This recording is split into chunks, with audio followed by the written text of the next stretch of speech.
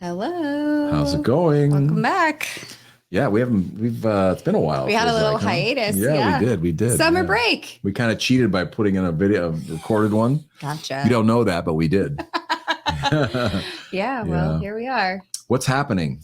Back to school is happening. And on some levels, yes. The traffic is back. And August, it's early August. Right. It's like I'm sending my kids to school with ice in their water bottles and sunscreen because it's 95 degrees outside. And, it's hard for them. But on the bright side, summer camp doesn't start till like 9:30 a.m. They're back in at 8 a.m. and I'm on my way to work. So that's really nice. This is a much longer day, a more set schedule.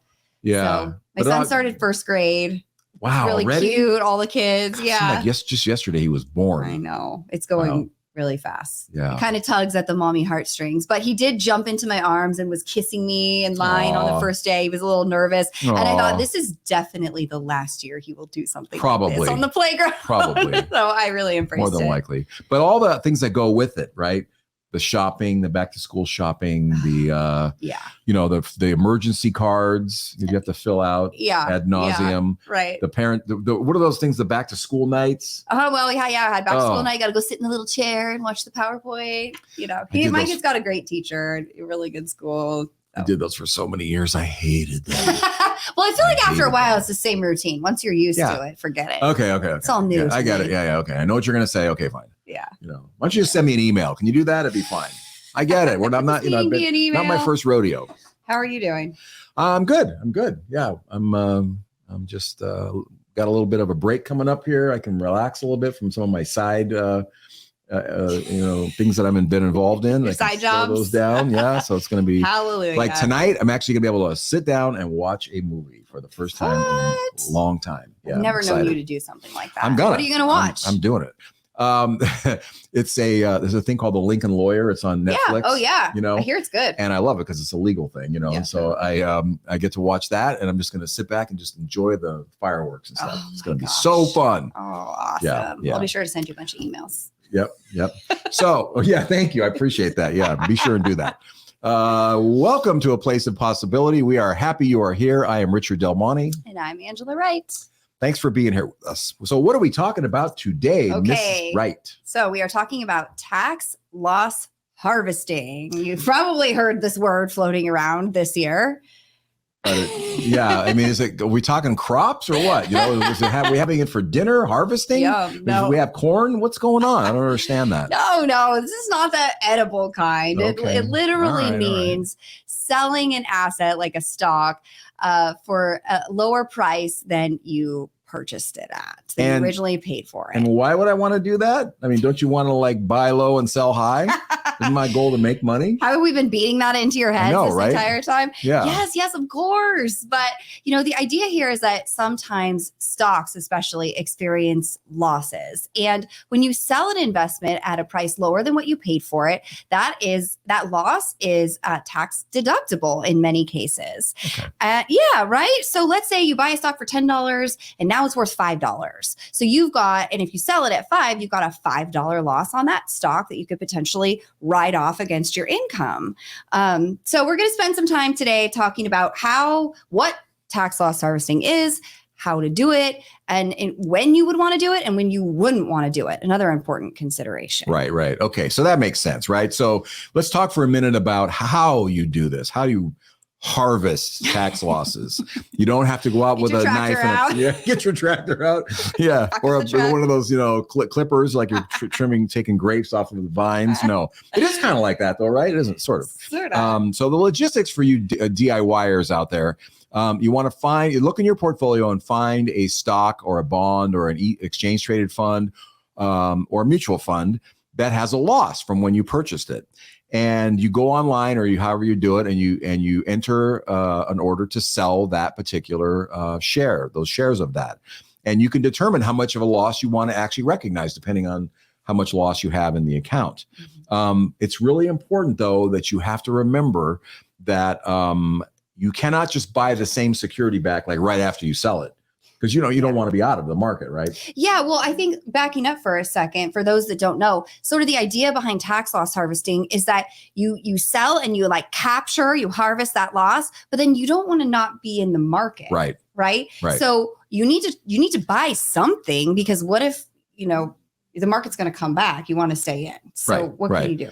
I mean, so basically you have to buy something else. You can't buy the same security back. Yeah. For 30 days. You have to be out of it for 30 days. And so then the point is you want to buy something else that's quite similar to it, right? So if you sell an S&P 500 fund, you go in and buy maybe like a Schwab 1000 fund or an actively traded fund or something that's a little bit very close, going to get the same kind of returns, but not quite the same. And you're not sitting out of the market for a period. Exactly. What about when you're looking at your losses? We were talking earlier about lots, like determining. Good point. Right. Because you maybe bought it at different times. Can you talk about that some more? So let's say if you've owned a security for a long period of time, you probably have reinvested dividends, or you might have bought more shares at different times over the time. Say you're doing dollar cost averaging or something. So you have all kinds of different prices that you paid for the security. Those are each time you buy another piece of the security, they call it a tax lot. So if you look at your holdings of this fund or this investment, you might have some lots that you've lost money on, while other ones you've got a gain on, right? So you want to cherry pick and only sell the tax lots that have gone down, not the ones that have gone up. And you can do that. You can identify the lots. You have to go on, I don't know, every broker dealer or provider has got a different way of doing it, but there are ways to identify the lots that you want to sell. Awesome. And that's the way to go to maximize your losses. All right. So you've found the thing with the loss, you've sold it, you've purchased something back similar, but not the exact same thing. Otherwise, you have what's called a wash sale. If you sell Amazon, you buy Amazon back the next day, the IRS will disallow that loss. You found something similar. So now you've captured a loss, but you're still in the market invested. Pretty sweet scenario. Yep. That in essence is tax loss harvesting. And we're done. Thank you. Talk to you soon. Yep. Okay, but thanks for coming out. So here's an interesting thing, right? About choosing a different asset. Let's say, you go into something, kind of different, right? You had an S&P 500 fund, and then you go to an actively managed fund. Yeah, an actively managed large cap stock fund, which would be similar-ish. Yeah. Same idea. But then let's say you want to go back to that S&P 500 fund after 30 days. Yeah. Right? You have this potential problem where what if the market, like in July, shot up? Right. Right. So now you've got a big gain in the new security that you bought. Right. What do you do? So if you sell it and now you got a gain that offset your loss you just took, Whoops. Kind of defeats the purpose, right? Yeah. So you have to, every situation is different. You have to look and see. You might just want to keep the second fund that you bought and just that's your fund from now on. Because otherwise, why recognize that gain? Yeah, so that's an important thing to consider as you're choosing the fund that you're going to go into. You might not be there just for 30 days. You might end up holding on to it. Yeah, you might. So make sure you pick well the next one you're going to buy. Yeah. For sure. Yeah. Good point. Okay, so here's what the things you want to know about recognizing losses. You cannot recognize tax losses in a qualified plan like an IRA, a Roth IRA, a 401k at work, any of those kinds of plans. It doesn't work. Yep. It also doesn't work like in a 529 plan or something like that. Good point. It doesn't work. Anything with a tax shelter. Right. Right. Because you're not normally taxed on the comings and goings on a daily basis in those accounts. Or your HSA. Some people have HSAs with health savings accounts. But you can't do it in those. It has to be a regular taxable account. So that would be like for most people, a joint account, a community property account, an individual account in your name, or a transfer on death account from you to somebody else, that would get the money if you die. Living trust account. Very good. Thank you. I didn't think about that one. Right. So those are the ones that it works in. So let's start out with a situation now. We're going to give you some scenarios of when this would work and when it wouldn't. Yeah. Story time. Yeah. Okay. Story time. Right. So let's start off with saying that you have sold something in your portfolio that has a $50,000 capital gain this year. But you also have some holdings in your account that have lost money.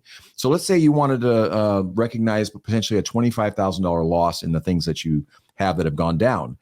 If you sell those holdings that have had losses during the same year that you recognize the $50,000 gain, you'll only be paying tax on the net amount, right? The $25,000 of net gain. So for a married couple that's maybe in California that has $150,000 of adjusted gross income, the tax savings are going to be almost $6,100 by doing just that, by saving the tax on that $25,000 by recognizing a loss. Wow. It's important, right? Worth the effort. For sure, And you get to stay invested because you went and bought something similar. Right. Exactly. Yeah. That makes a lot of sense. Yep. Yeah. And you know what would be even better if you save that $6,000 in taxes and you turn around and stick it in a Roth IRA if you're still working. Now you've invested a tax savings that never gets taxed. Now you're talking on steroids, now you're right? sticking it to the IRS. That's the way to make it. You're locking that gain in, baby. They never get it. Okay. Yeah. All right. Let's go into another scenario. So say married couple, they make $150,000 a year. But let's say in this case, they have no capital gains. Nothing, that $50,000 gain is off the table. It's 2022. Everything went down for them. So in this case, they still have that $25,000 loss, let's say, right? And so if they take but they also want to maybe sell a house. So let's make it a little bit complicated and fun and see what they can do. Right. Because if you sell at a $25,000 loss, you have nothing to write that off against in that year. Right. No gains. Right. And the IRS caps you can write capital losses up to $3,000 against your income. So ordinary income. Yes. Right. Thank you. That's so wages, interest, dividends, things like that. W-2 stuff, business income, what have you, right? Yeah. So, all right, if they go ahead and do that in this year, pretty cool. They save like $900 and something if you make $150,000 a year. So, it's not a terrible thing to do, but you've got all this left over. Well, now let's say the same couple calls us and says, hey, we're planning on selling our house next year. It's a house in California, so we're going to have $1 million gain on the house. Which is feasible. Entirely reasonable, right? Right. So the IRS allows a married couple to write off $500,000 of capital gains on the sale of a house. Right. So they're stuck with this $500,000 gain on the house. But they harvested a $25,000 loss last year. Right. And they still have $22,000 of it to use up. So what they do is they write the $22,000 capital loss from last year against the new capital gain from the sale of the house this year. And now they get to save a little over $7,000 in taxes because their tax bracket went up when their income went up. We added $500,000 of income to this $150,000 a year couple. So we jacked their tax bracket up to like 33%. So now the savings on that $22,000 loss is much higher, larger. Yeah. Good call. Yeah. So overall, for that same $22,000 loss in this planning case, the client got to write off like over $8,000 of losses. Big jump compared to that first scenario. You got $2,000 more because of what happened to the income. And it's a really smart thing to do. And it's really the proverbial turning lemons into lemonade, right? Totally. Yep. So you take losses and use them for something good. Here's another scenario where it's not a good idea to do tax loss selling or harvesting. Let's say you're married and your income is around $60,000 in that particular year. And you sold an asset with a $50,000 capital gain. Okay. And so you have a chance to harvest that $25,000 that's in your portfolio that's got a loss. Do you do it? So kind of the same scenario as scenario one, except the income is $60,000 instead of $150,000. Right. And so in this example, before we said, yes, absolutely, you should do it. In this example, if you only have $60,000 in other income, not including the $50,000 of gain, you're able to recognize the $50,000 capital gain and pay nothing in tax. What? People don't believe that, but essentially, a married couple can have up to $110,000 of any kind of mix of gains and ordinary income, and the gain part is not going to be taxed. Now, I should add, California taxes you a little teeny bit because they don't have a special rate for capital gains. Yeah. So you might pay a couple $1,000s in tax in that scenario. But so if that was the case, you would not want to recognize your capital losses that year or harvest them with your machete because it's not going to do anything for you. You already are not paying any tax on those gains. So you would be wasting it. They would force you to use it against the gains. So you would make the gains zero, but they're already zero. Yeah. So you wouldn't want to do it. Yeah. Right. So that you have to know where you're at. Right. That's a really important thing. Right.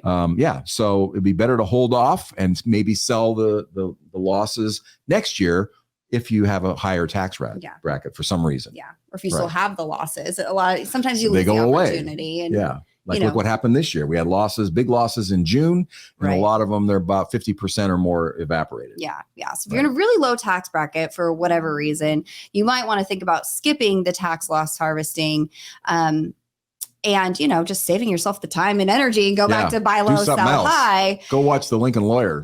Or potentially harvest some gains in that case, right? Take advantage of your maybe you have low income in 1 year because, I don't know, you were off work for a disability or something like that. For whatever reason. It was the year you retired and you were living off of savings or something. Right. Maybe you realize those capital gains. Right. Or maybe your income is going to spike or something.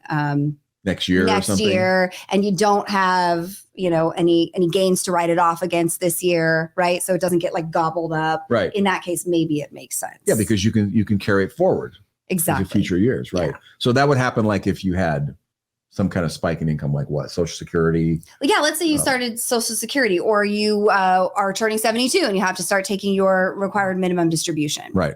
Something like that. So then you're going to have a tax and you'd want to use this to offset that in the future. So it'd be valuable to do it. Yeah. So these are really good points, Angela, and it's worth noting, I think, that a really good financial advisor, this is our self-serving advertisement, but really, honestly, a good self-serving, good advisor is going to be having these conversations with you and understand where you are in your own tax situation and be able to tell you when it makes sense to recognize these losses or not. That's because if you don't do it in the year that you could have done it, it's like sand that just went through your hands. It's gone. Mm-hmm. It's gone forever. Yeah. I think this is one of the valuable things that financial planning does for people is helps by, coordinating all of these different moving parts and having people who are thinking about all of the possible scenarios 1, 10, 20 years, in advance. A lot of times when we're working on our own finances, we're kind of, you can't see the forest through the trees. You're just like, okay, I got this thing this year and this is what I'm going to do. Exactly. But, there's really awesome strategies that you can use to, set yourself up to win over multiple years. Right. And a lot of times the average person doesn't know how the laws are going to impact them in the future. Like what happens how many people out there know that if you have a low income, you could recognize up to $110,000 of capital gains and pay nothing in tax? Raise your hand if you knew people that. Don't know that. That's not a thing that people are understanding. Yeah. And so, again, self-serving advertisement, the robo advisors are not going to help you with that. No. The computer's not going to tell you when you're when you're in a situation like that. Yeah. So, really good point. Yeah. So, okay. So let's look at some questions from the audience. I see them coming in here. All right. Got one? So yes. Are there times when I should generate a capital gain instead of harvesting a loss? Yeah. Great question. Okay. Let's go back. We started touching on that. Yeah, we did. So let's say you're in that situation. You're that couple that makes $60,000 and you've got some gains in your portfolio. You could recognize those without paying any tax, as we said before. So why wouldn't you? Yeah. Right. Because if you do it, you don't pay any tax to speak of on it. Later on, when you do need the money, or if your kids need money, you need to give them something or whatever, you can sell some shares that have already been, the tax has already been not paid, but it's been, the gain has been acknowledged, right? It went from unrealized to realized, and now there's no more tax to pay on the gain. So that would make sense. Every year you should really be thinking about, oh, maybe I should recognize some gains as part of your planning. Yeah. If you're in that totally. level, right? Yeah. And if we could just take this, question to the next level, kind of a pro planning strategy here is you can gift, like, let's say a lot of people gift money to their kids, or you're paying for your children's college. Like, let's say you're cutting checks out of your checkbook for your kids' college tuition. You could instead, like, if they have less than, what's it for a single person? Oh, it's half that. It's 50,000. Yeah. About 60. 55, so they have less than 55,000 in income. They probably do as a student. You, instead of cutting a check, gift them an appreciated security. They then sell the security with no capital gains tax, and they use that to fund their college education. I mean, how brilliant is that? Hello. So awesome. It's better than any 529 if you're just plan, giving honestly. your kids, checks every year, gift them that stock instead and let them, you shift the gain. Yep. And this is especially true if you are in a high income bracket, like over 400,000, and you're paying a higher capital gains tax rate, even like plus the other Obamacare, Medicare tax and all that stuff. Yeah. So even if it were like, let's say you're in the 20% capital gains tax bracket and your kid's in the 15, it might even make sense to shift it at that point if you're already gifting money to them. Because don't forget, you have state income tax. Yeah. And you might be, if you're in that kind of bracket, probably for the state, you might be in a 13.3% bracket where your kid might be at 0. Yeah. So the difference is just astronomical. We call this tax arbitrage, right? Yes. Where you can but the one thing you have to be careful for if you're going to do that, if you're going to gift appreciated securities to your kids, is the kiddie tax, right? There's a kiddie tax if your kids are in college and under a certain age. I think it's 21. They have to pay the same tax rate that you would have to pay if you sell it. So you got to be really careful. Older kids. You do that. Our strategy, sometimes we're getting into college planning, but what we'll do is we'll have the parents give the kids the asset, and the kids wait until after the kiddie tax has been expired. Meantime, they get student loans to pay for the school. And then after they get to a certain age, then they sell the stock, have no tax to pay off the student loans. Boom, boom, boom. No tax, no nothing. It's all done. Yes. It's really, really cool. We promise to give you an episode on college planning. We are. Yeah. We keep talking about, we do college planning this time. Well, maybe something else comes up. And we don't keep coming. I mean, tax loss harvesting has been on the tips of everybody's tongues. If you're a double money group client, you've probably seen it going on we're doing your all portfolio, or we're blabbing on about it to For you. sure. So, it's a hot topic. So I hope that this was helpful for everybody. Thanks for joining us today and hearing more about it. Anything else? No. Awesome. Are you going to? Yeah, for sure. Yeah. So, okay, we have a new book to offer you. We did not write this one. It's called The Investment Answer. It's one of our favorites about investing. It really covers like everything you need to know to be an educated investor from sort of scientific standpoints. No throwing darts against the wall. Yeah, and it's a very thin little book. It takes about an hour or two at night to read. I'll give you a couple hours. It's a one night read. And it can totally transform your relationship to investing, helps you understand what really is true about investing and what's made up. And, it helps you to save a lot of money and make a lot of money. Yeah. So you can send us an email to the info@aplaceofpossibility, put book in the subject, and we'll get that right out to you. Give us your address so we can send it to you, please. Yeah, right. We need that. Right. So you can subscribe to our YouTube channel or to the podcast anywhere you listen to your podcast. You can also get some other good material if you sign up on our mailing list. Please call or email us with any questions or topic ideas. We want to know what you want to hear about. And then if you want to schedule a meeting with us, you can click on our calendars in the show description. Thank you so much for being with us. Thank you. And remember, you're invested and so are we.